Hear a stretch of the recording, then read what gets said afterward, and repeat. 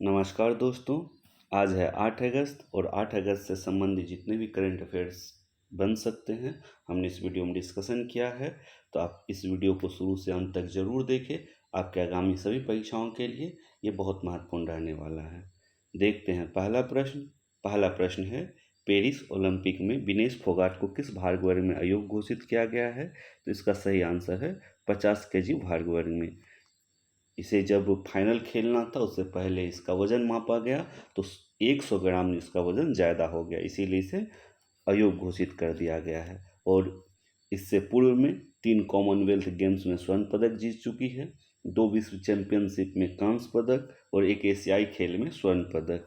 तो इस तरह से इससे पूर्व में ये 53 केजी भार वर्ग में खेलती थी, लेकिन इस बार पहली बार ये 50 केजी भार वर्ग में खेल रही थी।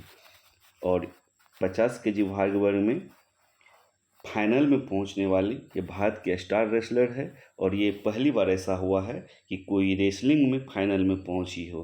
और विनेश फोगाट को उनके अधिक भार वर्ग के लिए अयोग्य घोषित किया गया है।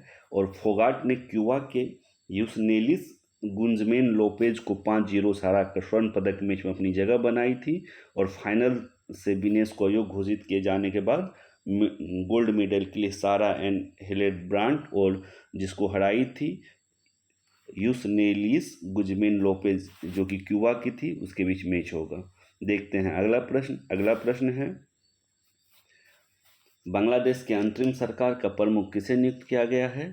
तो अभी हाल ही में बांग्लादेश के अंतरिम सरकार का प्रमुख मोहम्मद यूनुस को नियुक्त किया गया है।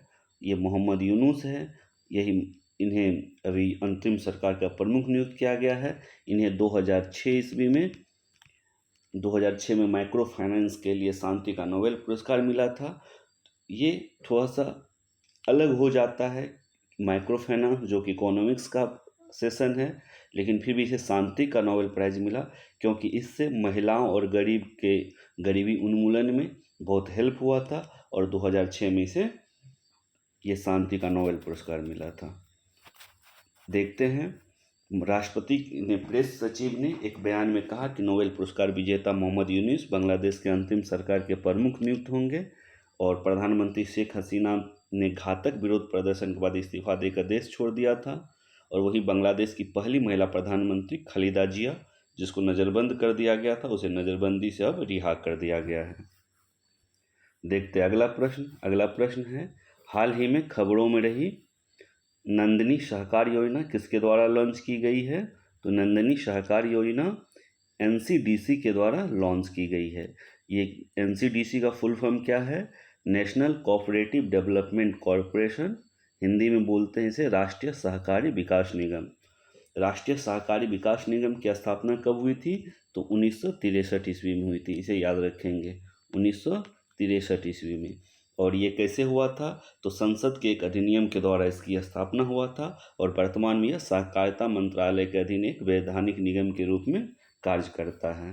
देखते हैं, राष्ट्रीय सहकारी विकास निगम एनसीडीसी द्वारा लॉन्च की गई नंदिनी सहकार योजना वित्तीय सहायता, परियोजना निर्माण, हैंड होल्डिंग और क्षमता विकास की एक महिला केंद्रित योजना है, महिलाओं पर केंद्रित एक योजना है।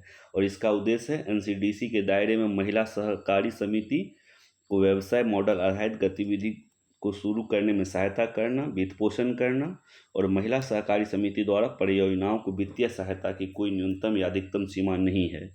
देखते हैं अगला प्रश्न है, केंद्र शासित प्रदेश जम्मू कश्मीर के पूर्णकालिक डीजीपी किसे नियुक्त किया गया है? इसका सही आंसर है आर स्वैन को।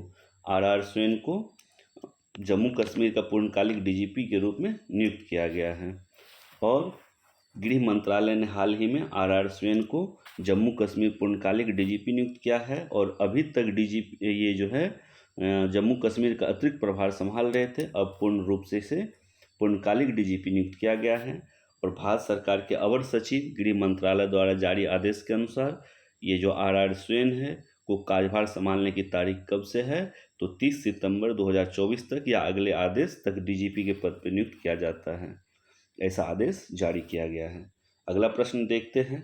अगला प्रश्न है, अमृत उद्यान ग्रीष्मकालीन वार्षिक संस्करण का उद्घाटन किसके द्वारा किया जाएगा?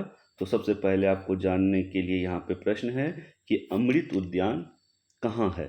तो अमृत उद्यान राष्ट्रपति भवन परिसर में अवस्थित है, राष्ट्रपति भवन परिसर में अवस्थित है। और इसका पुराना नाम है मुगल गार्डन, और जनवरी 2023 में इसका नाम बदल के अमृत उद्यान रखा गया था। और इसे का अमृत उद्यान ग्रीष्मकालीन वार्षिक संस्करण का उद्घाटन किसके द्वारा किया जाएगा। तो इसका सही आंसर है द्रौपदी मुर्मू के द्वारा, जो कि भारत के राष्ट्रपति है, इनके द्वारा किया जाएगा ग्रीष्मकालीन वार्षिक संस्करण का आयोजन। और आगे देखते हैं, राष्ट्रपति द्रौपदी मुर्मू ने 14 अगस्त को अमृत उद्यान ग्रीष्मकालीन वार्षिक संस्करण के उद्घाटन समारोह में शामिल होंगी। और वहीं अमृत उद्यान 16 अगस्त से लेकर 15 सितंबर लगभग 1 महीने तक सुबह 10 बजे से शाम 6 बजे तक जनता के लिए खुला रहेगा। देखते हैं अगला प्रश्न है, कोल इंडिया लिमिटेड ने किस सार्वजनिक उपक्रम के साथ कोयले में एसएनजी संयंत्र की स्थापना के लिए संयुक्त उद्यम पर हस्ताक्षर किए हैं। तो इसका सही आंसर है गेल का फुल फॉर्म है गैस अथॉरिटी ऑफ इंडिया। और कोल इंडिया लिमिटेड की स्थापना 1975 ईस्वी में हुई थी, इसे याद रखेंगे, 1975 ईस्वी। और गेल की स्थापना 1984 ईस्वी में। कोल इंडिया लिमिटेड के प्रबंधक निदेशक है पीएम प्रसाद याद रखेंगे। और गेल इंडिया के अध्यक्ष है संदीप कुमार गुप्ता याद रखेंगे। अगला प्रश्न देखते हैं, इसका और डिटेल डिस्कशन देख लेते हैं। कोल इंडिया लिमिटेड और गेल ने कोयला से एसएनजी संयंत्र की स्थापना के लिए संयुक्त उद्यम पर हस्ताक्षर किए हैं। और यह समझौता सरफेस कोल गैसिफिकेशन प्रौद्योगिकी का उपयोग करके कोयले से सिंथेटिक प्राकृतिक गैस संयंत्र स्थापित करने की दिशा में एक बड़ा कदम है। अगला प्रश्न बहुत महत्वपूर्ण प्रश्न है, भारत में प्रथम बिम्स्टेक व्यापार शिखर सम्मेलन कहाँ आयोजित किया गया है। इसका सही आंसर है बेंगलुरु में। तो बेंगलुरु में इसे आयोजित किया गया है। और ये बिम्स्टेक का व्यापार शिखर सम्मेलन है। और कभी सातवें प्रश्न में ये भी रहेगा, ये बेंगलुरु नहीं, नई दिल्ली में इस व्यापार शिखर सम्मेलन का आयोजन किया गया है। बात आती है बिम्स्टेक की, तो बिम्स्टेक का फुल फॉर्म है Bay of Bengal initiative for multi sectoral technical and economic cooperation. और इसकी स्थापना 1997 ईस्वी में हुई थी। और इसमें कुल 7 देश है, बांग्लादेश, भूटान, इंडिया, म्यांमार, नेपाल, और उसके बाद नेपाल के बाद श्रीलंका और थाईलैंड। ये 7 देश है। इस 7 देश को मैप में आप देख सकते हैं। और इसका पीडीएफ चाहिए तो आप डिस्क्रिप्शन बॉक्स में जो टेलीग्राम का लिंक है वहाँ से जाकर के इसके पीडीएफ को प्राप्त कर सकते हैं। तो भारत में नई दिल्ली में 6 से 8 अगस्त को प्रथम बिम्स्टेक व्यापार शिखर सम्मेलन मेजबानी करेगा भारत। और विदेश मंत्रालय भारतीय उद्योग परिसंघ के साथ साझेदारी में इन 3 दिवसीय कार्यक्रम का आयोजन करेगा। अगला प्रश्न देखते हैं। अगला प्रश्न है, भारत की स्थापित नवीकरणीय ऊर्जा क्षमता में पिछले 10 वर्ष में कितने प्रतिशत की वृद्धि हुई है। तो इसका सही आंसर है 165% की वृद्धि हुई है। तो 165% की वृद्धि हुई है नवीकरणीय ऊर्जा क्षमता में। अब बात आती है नवीकरणीय ऊर्जा की, तो इसमें इसका क्या क्या उदाहरण है। तो पवन ऊर्जा, बायो एनर्जी, जियोथर्मल, भूतापीय ऊर्जा, सोलर एनर्जी अर्थात सौर ऊर्जा, और hydrothermal energy, hydro power energy. तो इस तरह से आप देख सकते हैं ये नवीकरणीय ऊर्जा है। और इसमें 165% की वृद्धि दर्ज की गई है। कितने वर्षों में? पिछले 10 साल में। ये 2024 है और 2014 से इसे तुलना की जा सकती है। भारत की स्थापित नवीकरणीय ऊर्जा क्षमता पिछले 10 वर्ष में 165% की वृद्धि दर्ज की गई है। नवीन और नवीकरणीय ऊर्जा मंत्रालय ने ये जानकारी दी है कि 2014 में 76 गीगावाट से बढ़ के 2024 में 203 गीगावाट हो गई है। तो देखते हैं अगला प्रश्न है, एयरबस ने किस विश्वविद्यालय के साथ दिल्ली में विमानन कार्यकारी प्रशिक्षण शुरू किया है। तो इसका सही आंसर है गति शक्ति विश्वविद्यालय। तो एयरबस क्या है? यूरोपीय विमानन कंपनी है। ये देखिए एयरबस का ये एरोप्लेन है एयरबस। और किसके साथ ये प्रशिक्षण शुरू किया है? तो गति शक्ति विश्वविद्यालय के द्वारा।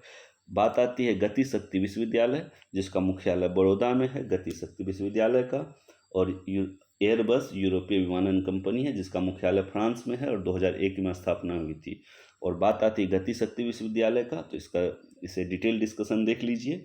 गति शक्ति विश्वविद्यालय का पूर्व नाम था राष्ट्रीय रेल और परिवहन संस्थान, जो कि बड़ौदा में गुजरात में था। 2018 में इसकी स्थापना हुई थी और इसका नाम 2022 में बदल करके भारत का पहला जो है ये परिवहन विश्वविद्यालय है और नाम परिवर्तन करके गति शक्ति विश्वविद्यालय 2022 में किया गया। तो इतने इम्पोर्टेंट पॉइंट है, इन सभी पॉइंट को आप ध्यान रखेंगे। गति शक्ति विश्वविद्यालय ने एयरबस के सहयोग से कहाँ पे, तो नई दिल्ली में विमानन क्षेत्र के लिए अपना पहला कार्यकारी प्रशिक्षण शुरू करेगा गति शक्ति विश्वविद्यालय के साथ मिल करके। और इस कार्यक्रम में प्रशिक्षण देने के लिए विमानन क्षेत्र के कई विशेषज्ञ इसमें शामिल हुए हैं। अगला प्रश्न है 2024 में बांग्लादेश में छात्रों के विरोध प्रदर्शन का मुख्य कारण क्या था? तो इसका सही आंसर है स्वतंत्रता सेनानी के रिश्तेदारों के लिए सरकारी नौकरी में 30% का आरक्षण। तो 1971 में जब बांग्लादेश स्वतंत्र हुआ था पाकिस्तान से, उस समय स्वतंत्रता सेनानी में जितने लोग भाग लिए थे, उन स्वतंत्रता सेनानी के रिश्तेदारों को 30% नौकरियों में आरक्षण दिया जा रहा था।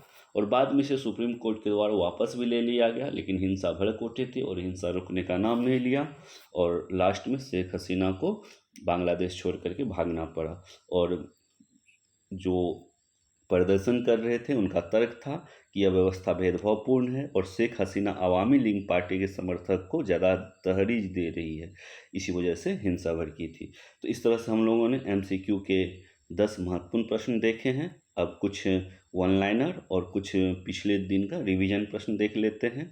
नेशनल जेवलिन डे प्रतिवर्ष कब मनाया जाता है? तो 7 अगस्त को प्रत्येक वर्ष नेशनल जेवलिन डे मनाया जाता है। और ये इस नेशनल जेवलिन डे को क्यों मनाया जाता है? तो 7 अगस्त 2001 को टोक्यो ओलंपिक में नीरज चोपड़ा के द्वारा स्वर्ण पदक जीता गया था। तो उसी को हमेशा याद करने के लिए 7 अगस्त को नेशनल जेवलिन डे अर्थात भाला फेंक दिवस मनाया जाता है। अगला प्रश्न देखते हैं। हाल ही में भारतीय स्टेट बैंक के अध्यक्ष किसे नियुक्त किया गया है?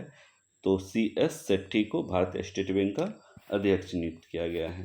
अगला प्रश्न है, बतौर ओपनर अंतर्राष्ट्रीय क्रिकेट में सर्वाधिक 50+ स्कोर बनाने वाले भारतीय खिलाड़ी कौन बने हैं? तो इसका सही आंसर है सर्वाधिक 50+, तो रोहित शर्मा।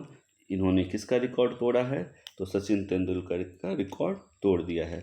120 बार सचिन तेंदुलकर और 120 से अधिक बार बनाए हैं रोहित शर्मा। देखते हैं अगला प्रश्न। अगला प्रश्न है, हाल ही में नई दिल्ली में महिलाओं के खिलाफ बढ़ते साइबर अपराधों को काउंटर करने के लिए डिजिटल शक्ति केंद्र का उद्घाटन किसके द्वारा किया गया? तो इसका सही आंसर है राष्ट्रीय महिला आयोग के द्वारा। राष्ट्रीय महिला आयोग ने जो महिलाओं के लिए साइबर अपराध बढ़ रहा है, मोबाइल हैकिंग, मोबाइल को हैक करके जो भी महिलाओं के साथ उत्पीड़न होता है, इसे निपटने के लिए डिजिटल शक्ति केंद्र का उद्घाटन किया है राष्ट्रीय महिला आयोग के द्वारा। और प्रश्न बनता है राष्ट्रीय महिला आयोग की अध्यक्ष कौन है? तो रेखा शर्मा, याद रखेंगे। अगला प्रश्न है, पुडुचेरी के उपराज्यपाल के रूप में किसने शपथ ली है? तो इसका सही आंसर है के कैलाशनाथन पुडुचेरी के नए राज्यपाल हैं, याद रखेंगे। पेरिस ओलंपिक 2024 के समापन समारोह में भारत के ध्वजवाहक कौन होंगी? तो इसका सही आंसर है मनु भाकर जो है शूटर है और व्यक्तिगत और मिक्स श्रेणी में 2 कांस्य पदक पेरिस ओलंपिक में जीती है, तो याद रखेंगे। बिम्स्टेक बिजनेस शिखर सम्मेलन की मेजबानी कौन सा देश? इससे पहले देखे थे नई दिल्ली आंसर हुआ था, अब देश पूछा है तो भारत, और भारत में कहाँ? तो नई दिल्ली में, इसे याद रखेंगे। और अगला प्रश्न है, ई साक्ष्य, न्याय सेतु, न्याय श्रुति और ई संबंध ऐप को किसने लॉन्च किया है? तो इसे लॉन्च किया है केंद्रीय गृह और सहकारिता मंत्री श्री अमित शाह ने। कहाँ पर? तो चंडीगढ़ में। क्या है ये? तो 3 नए आपराधिक कानून जो बना था, उन कानूनों को अच्छे से ई साक्ष्य, न्याय सेतु और न्याय श्रुति और ई समन ऐप के द्वारा उन कानूनों में जो भी उस कानून के दायरे में आएगा, उसे इस ऐप के थ्रू अपना जो एफआईआर है रजिस्टर करवा सकता है। तो ये 3 नए ऐप है, ये 4 ऐप है और 3 नए आपराधिक कानून जो आए हैं उसी के लिए ये ऐप लॉन्च किया गया है। अगला प्रश्न देखते हैं, राष्ट्रपति द्रौपदी मुर्मू को हाल ही में किस देश का सर्वोच्च नागरिक सम्मान से सम्मानित किया गया? तो इसका सही आंसर है फिजी। फिजी के सर्वोच्च नागरिक सम्मान से सम्मानित किया गया है। इस तरह से हम लोगों ने जो मोस्ट इम्पोर्टेंट है 8 अगस्त से संबंधित जितने भी करंट अफेयर्स हैं उन सभी को हम लोगों ने डिटेल डिस्कशन किया है। तो आपको वीडियो कैसा लगा? यदि वीडियो पसंद आया हो तो वीडियो को लाइक कर दें, ज़्यादा से ज़्यादा शेयर करें, सब्सक्राइब कर दें चैनल को। मिलते हैं फिर अगले दिन। धन्यवाद। जय हिंद।